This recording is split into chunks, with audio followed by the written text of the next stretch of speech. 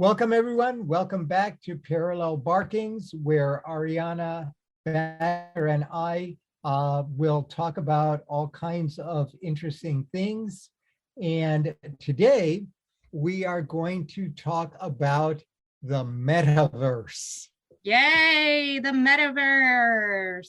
So talk to me. And of course, for me, the metaverse means that we're out of our bodies and we're becoming one of my favorite subject, which is a simulation of ourselves. So take it away, Ariana. Talk to me about the metaverse, or a facsimile of Ariana, because I'm not sure it's you. No, it's me. It's me for real. But How do I know it's you? It's a hologram of me, a projection of me on the screen. It's an image of you. An image. So I think with your description, you're half right with most people's understanding of today's metaverse. Oh my God, she gives me half right. This is progress. It's a representation of our reality, but a reality that we want to have our own control over. So first example would be Fortnite. You know the game Fortnite. Do you know what that game is, Dad? Yeah, where we can work our way into a reality of our own construction, so that we can, in a safe space, the ultimate safe space, play out fantasies and desires, so that we actually don't have to do that in the real world. Okay, well, it's kind of like flesh and blood. In your time, like Sims, like The Sims. No, that was after my time. Remember, I walked the streets of Jerusalem with Jesus. Right. So anyway, in Fortnite, you can do so many things. They're expanding the world beyond what most people thought was possible. For instance, they've been having virtual events. Well, are you actually? Wait, you cut out. Well, so what did you just say? Here's the question. So you raise a really good point, but help me out here. Because I guess I don't understand what you just said. You're not actually doing anything. You're pretending you're doing something in a space that allows you to feel. That's actually not true. There are actual economic transactions going on between users with something called NFTs, or non-fungible tokens, that people are using to purchase, either services or pieces of art that other users have either created in this world, or outside of it, and brought into this world, that then have become useful or derive some sort of value. And these NFTs now are a currency. So, and they're one of a kind. Each NFT is one of a kind. So now there's this meta economy in this metaverse. So yes, they are doing things. People are creating. Right. And so spending. It's not a metaverse. It's not a metaverse at all. It's not a simulation. It's actually an actualization within the parameters of the community. So from my perspective, we're not in a metaverse at all. That's just marketing. What you are is a community of like-minded people who are now reordering their relationship with each other, that are grounded in a new cryptocurrency that they're using within the community. This would be Libra if the metaverse were Facebook. Speaking of which, I love that Facebook is also now trying to cash in on this and create their own community. The difference is, I think that in the old days, we would have to actually go off to some isolated place and touch each other physically. Now we can use technology to essentially create these communities the same way, and then just decorate it with whatever sort of imagery that suits the desires or whims or the tastes of the community. So you and I can be medieval metaversians. Yes. Right? Or we can be 31st century metaversians. Yeah, we can live in fantasy land. And we can, we can live in a self-constructed fantasy land Exactly. together, other than the fantasy land that we live in the real world. And that's sort of my point, I think, and explain to me the difference, because when I look at the world around me, I see a fantasy land built in flesh and blood, a fantasy land that is the collective product of a bunch of people getting together and ascribing meaning, right? Interpretive meaning to a bunch of things.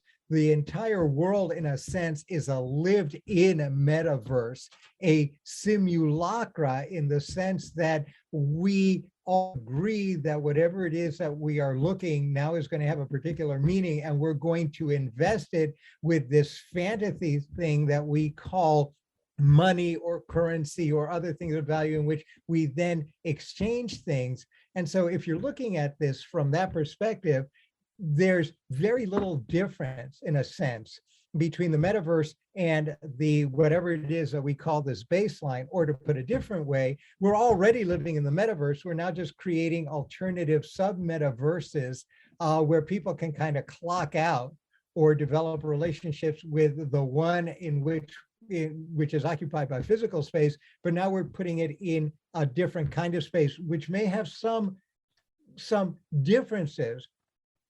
It's not differences in kind, it's differences in forms and effects, and it's differences in the way in which it relates to the baseline metaverse, which is this collective delusion that we have all agreed is real. And by agreeing that it's real, it becomes real. Not that a rock isn't a rock, but that the way in which we ascribe the rock with meaning and then utility and then use in the world we create is also, quote unquote, both real and unreal. And Well, so when I'm sorry, go ahead. No, So yeah, I think how's it different? well, okay, so then what that to me just sounds like systems. It just sounds like different versions of systems, of frameworks to organize ways of doing things. So how are we differentiating now then between frameworks and systems, social frameworks, social systems, and metaverses? Or are we just calling them the same thing now?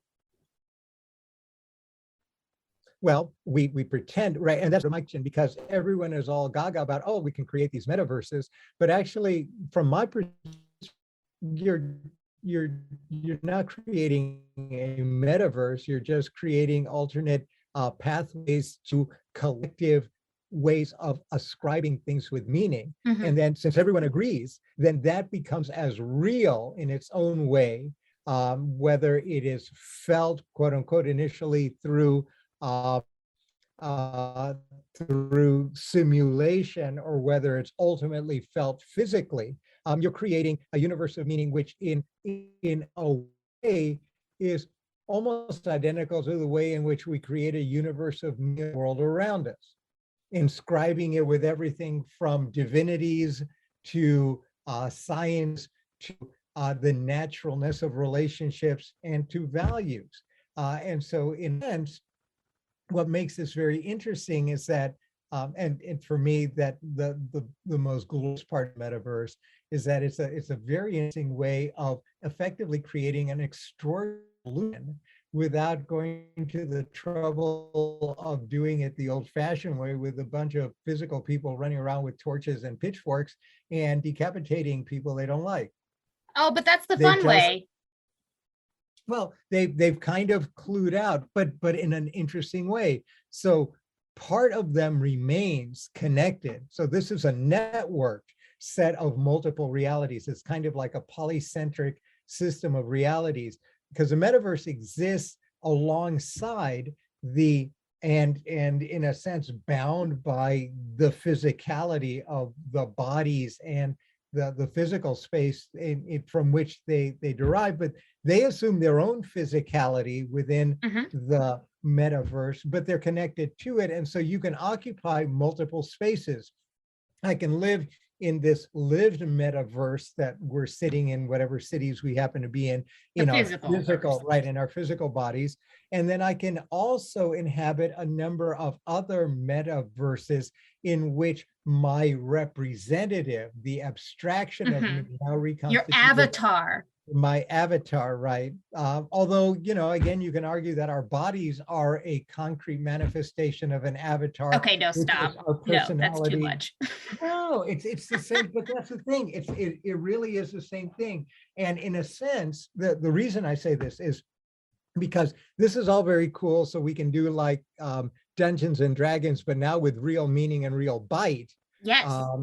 Dungeons and Dragons with a dress rehearsal. But now you can understand why the current demon overlords of the baseline metaverse, states, enterprises, social and religious collectives might view the metaverse as infinitely threatening, because in effect, what it does is create an escape hatch from their own metaversian universe. They can continue to control your body, but if you're allowed to kind of astral project yourself out to these other metaverses, now they don't have you completely. And so in a way, it's both, it exists and it doesn't exist. It's physical, but it's abstract, but it is also a means of acquiring a kind of freedom, leaving your body hostage in a sense to the baseline metaverse, but you're free, at least to some extent and for some time, and in a space however small, or many spaces however small.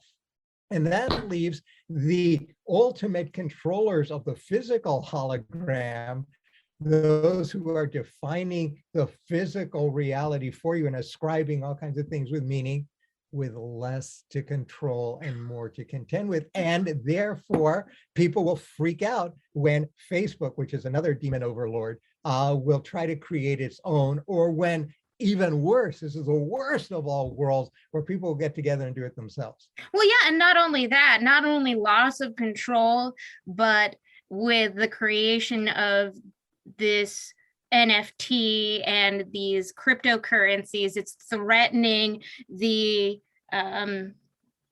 integrity of the physical currency, or it's the perceived threat of to the currency that we have is real to a lot of the controllers. And I just heard, for instance, that, and I didn't even know that Kroger was accepting Bitcoin, but now they're not. They are no longer accepting Bitcoin as payment for. Well, but yeah, and you can understand why, right? Because Kroger is, or a grocery store or Yeah. grocery store chain is heavily into its own metaverse. Mhm. And to accept Bitcoin is a step too far for the moment.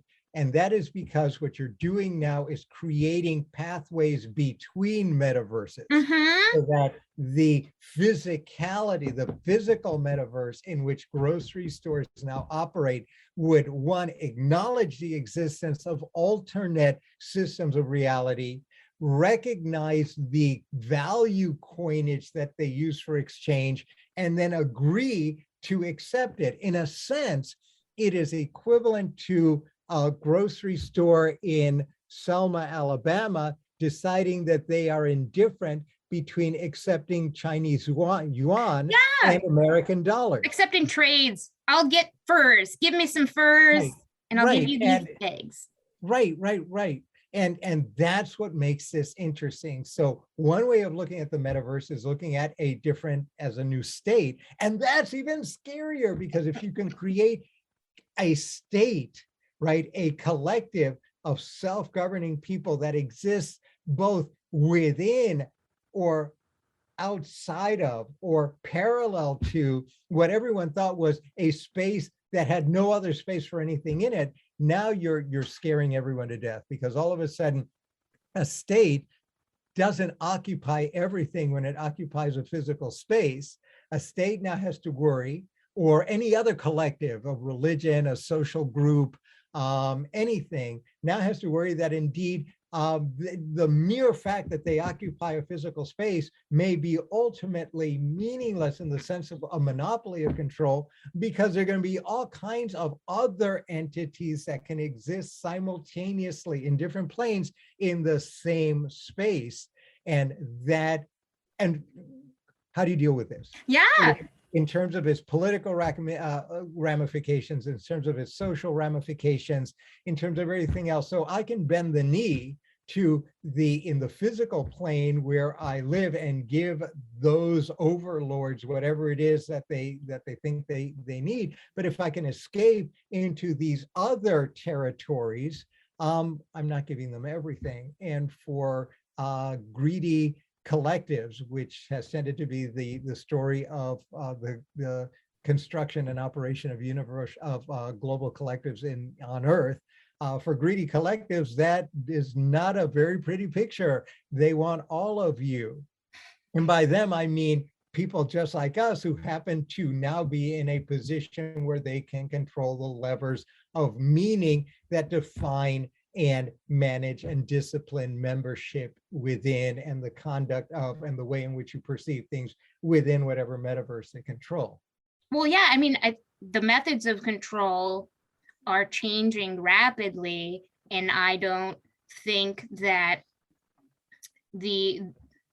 those in power have the capacity to keep up, or they don't realize that they don't have the capacity to keep up. It's too fast. But well, that's possible, but they may also then, if you can't beat them, join them. And the easiest way of dealing with, because if the metaverse can be viewed as the ultimate way of rebellion and freedom, without actually having to kill the beast against, from which you're trying to escape, then the easiest way to make that harder is for the state itself to begin to develop its own controlled metaverses. And in a sense, when you look at Facebook, you can ask yourself, well, they are certainly deeply embedded in the governance structures of liberal, democratic, globalized Western states. If they are now offering you all kinds of metaverse options, are they really doing nothing more than expanding the quote unquote abstract territorial reach of the ruling collectives within liberal democracy? While you think you're escaping, you're not, which makes it then harder for you to use the metaverses subversively. This makes me want to ask you what you think, how you think this relates to super scoring in China. Not super scoring, you mean social credit? Yeah, social credit. Yeah. Well, which leads to super scoring, right? Yeah, tangentially. Social credit, both in the West and in China. I mean, China is not very special. The only special thing about Chinese social credit is the quite aggressive, the targeted. Well, no, it's not the targeting at all. That's not what makes it special. It's that the state is sitting at the center of the effort, right? And in the West, it's the market that sits in the center, but with substantial connection and interlinking in the way these things tend to be interlinked in liberal democratic states. In both cases, I don't think you're really looking at a multiverse thing. You're merely looking at the way in which a territory can more effectively manage its multiverse. So it's an internal way of managing a multiverse. So from my perspective, I'd sit here and go, wow, I've got a lot to learn from Chinese social credit as well as from Western rating systems. And then I can then use them as part of a toolkit in creating and managing my own multiverse, right? So that goes to toolkit, and it goes to managing a multiverse, including escape hatches. It doesn't really go to the multiverse itself, other than the way in which you can manage it. And there's a lot to learn. And my guess is everyone's doing a lot of learning. Yes. At the moment. Yeah. So which multiverse are you going to emigrate to? Well, you don't even have to emigrate. I'm not emigrating. I'm going to dip my fingers into all of these multiverses. I'm going to spread my wings. Multiverse. Now, the interesting thing will be when we develop a system of passports. Oh my God. Oh, or like in the European Union, you have to like buy a special rail pass to go through all of these. Well, right, to go, a special rail pass to go through, or you become, you get a multiversal citizenship, depending on whether, Oh no. if the Americans lay claim to or somehow manage to regulate in return for giving a bunch of benefits to alternative metaverses, then you can develop both either free passage, which is your Oh transportation, my or God. you can Then also develop citizenship rights, and right? And so trade passports, organizations. They're right? going to be trade And then, organizations. right, and then at some point, a department store in the physical multiverse will accept the coinage, quote Yes, unquote, the NFTs. of one of these other verses. Yes. And getting back to Facebook, which is of course everyone's favorite whipping boy, Facebook will finally get to implement what they were mocked about a couple of years ago, which is their Libra, which was their effort at cryptocurrency Yes, that's right. within the Facebook multiverse. They didn't have the capacity or the language yet to explain it. But now, right, they signal that indeed they now understand not only the language, but the possibilities by changing, and they did it in the most offhand way possible, which is what should have put all your spiny senses to work. They changed their name to Meta. If that isn't a signal about where they think the fun and games are going to be, you're wrong. And if you don't, if you are surprised by the development of much more coordinated metaverses in Marxist-Leninist countries and much more directed or rebellious metaverses in other places, then you're insane, because that's what's coming. And the real issue is going to be the more of these territories that exist, Yeah. the more interesting will be the challenge for anyone to develop empire across these metaverses. It's hard enough, and I've been working on notions of 21st century, not territorial, but global physical empires in the 21st century. Now what happens if you move from physical to completely abstract to multiversal So imperial yeah, we can't call it geopolitics. What would we call it? Metaversal politics? Yes. Oh my God. We give credit to Ariana, metaversal politics. So that means that we have to write some article that no one will understand. We'll do it. Get it published We called it, everybody who's listening to this, copywritten at this very moment. That's right. Assuming that we have the, now in which metaverse? Yeah. So what else? Tell me more about, we've got a couple of seconds left in this podcast. I don't see you because my simulation in my metaverse is in a different metaverse from yours right now. And I'm too cheap to pay for the visuals. What else do you got to say? I mean, before we sign off? I can't wait to see what happens with all of these metaverses.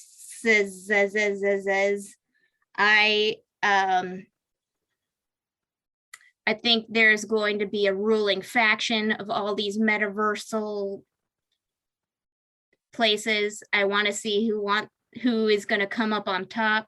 It's going to be a really wild ride. Oh my God, you are so negative. And now hey, we're gonna switch roles, because I'm usually the negative Nelly here, and I'm going to be positive. Okay. And I'm going to suggest that indeed the metaverse will give people, even small collectives, the possibility to do a Switzerland, to find little islands of tax evasion. Oh no, well, good luck with that. But little islands, at least, of psychic autonomy, where the rebellious or those who find other metaverses excruciating might find momentary spaces of peace, as long as the technology holds. And of course, ultimately, this will depend, so who's going to be the ruler of the metaverse? Is going to be the person who controls the technology, or who has access to sabotage the technology that makes metaverses possible. What was that called? Not in Marvel, or the other one, those stones. Oh So man, you got the wrong person. I I do know. not know. I'm sure I told you I was walking Jerusalem with Jesus. I can't remember. The Infinity Stones. That's what they were called. Okay, Right, there you right. go. So if you think about it, technology is our Infinity Stones. And this is the way it works, when the Infinity Stones are scattered everywhere, the possibilities of the multiverse are almost limitless. But you know that there's going to be some fool who will sacrifice. This is Wagner's Rheingold. You know that there will be some person or collective who are willing to sacrifice everything so that they can gain control of the Infinity Stones, Yeah, that's how it and in the works. process control it all. And then, well, we'll move on. And Yeah, by that's that time, we'll be 600 years old, and we can talk about the grandson of multiverse. yeah. Here. All right. Well, say goodbye, Ariana. All right. Thanks, everyone. Goodbye. Bye, folks.